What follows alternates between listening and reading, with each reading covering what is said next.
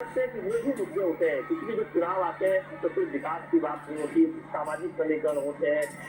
तमाम संगठनों और सामाजिक समूहों की आकांक्षाओं की बात होती है, क्षेत्रीय आकांक्षाओं की बात होती है, अलग अलग रीजन की बात होती है, अलग अलग सेक्टर की बात होती है। और आखिर राजनीतिक में ये कोशिश करते हैं कि हर वर्गों की बात करते हुए दरअसल जीत हासिल करने की तरफ आगे बढ़ा जाए, चाहे उम्मीदवारों की चयन की बात हो या फिर बुजुर्गों के लिए कुछ फायदे देने की बात हो, महिला के कुछ योजनाओं के लिए फायदे देने की बात हो। और हमने देखा है, चाहे बीजेपी हो या फिर कांग्रेस पार्टी हो या जेडीएस हो, उन्होंने कोशिश की है कि अलग अलग वर्गों के लिए कुछ योजनाओं का, कुछ समर्थन का ऐलान करके कुछ ये वादे करके जिससे सत्ता में आने पर उनको फायदा दिया जा सके। तो वो एक अपनी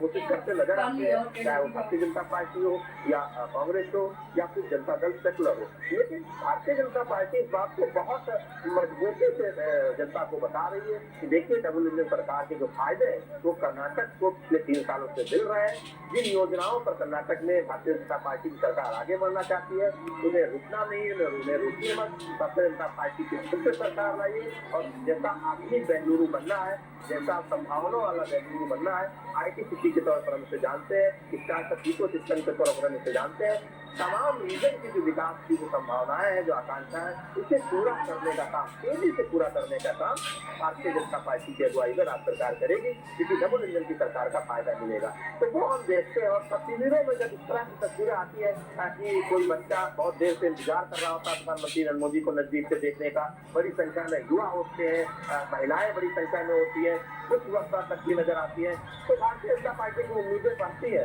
कि जो कुछ कमी रही भी होगी, जो कुछ महीने पहले जो माहौल बनाने की कोशिश रही भी होगी, उसको प्रधानमंत्री नरेंद्र मोदी की रैलियों से, इन रोड शो से जो एक माहौल बना है, उससे भारतीय जनता पार्टी को चुनाव में फायदा होगा और आखिरकार भारतीय जनता पार्टी फिर चुनाव बाद सत्ता में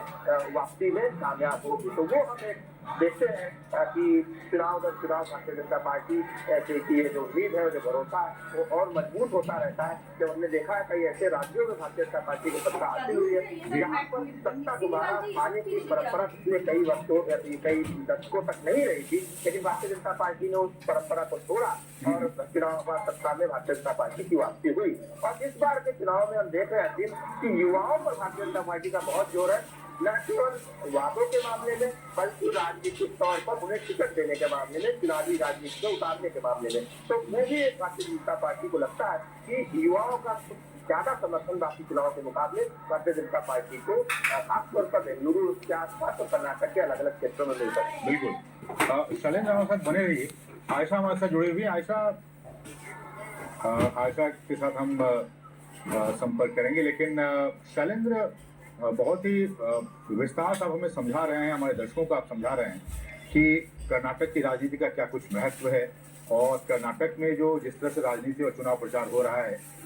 उसका देश की राजनीति के साथ में किस तरह से संबंध है, जो वर्क कल्चर है, जो पॉलिटिकल कल्चर है, वो बाकी पार्टियों से किस तरह से जुड़ा है बीजेपी का। लेकिन मेरा सवाल, मैं आयशा के पास जाऊंगा, उससे पहले शैलेंद्र आपको मेरा सवाल कि 2014 से पहले की राजनीति और उस राजनीति करने का तरीका और केंद्र में मोदी सरकार आने के बाद से राजनीति करने के तरीके, जो पेस और जैसे स्केल की हम बात कर रहे हैं, उस पर जिस तरह से बीजेपी ने अपने आप को बढ़त बनाए रखा है, चाहे हमने देखा कि 2000 ये जो दशक चल रहा है 2020 से 2030 का, इन बीते 3 वर्षों में ही यूपी जैसे बड़े राज्यों में भी चुनाव हुए, नॉर्थ ईस्ट के छोटे राज्यों में भी चुनाव हुए, लेकिन जो पेस और जो स्केल, जिस स्केल पे चुनाव प्रचार और राजनीति करने का तरीका बीजेपी ने शो किया, उसके मुकाबले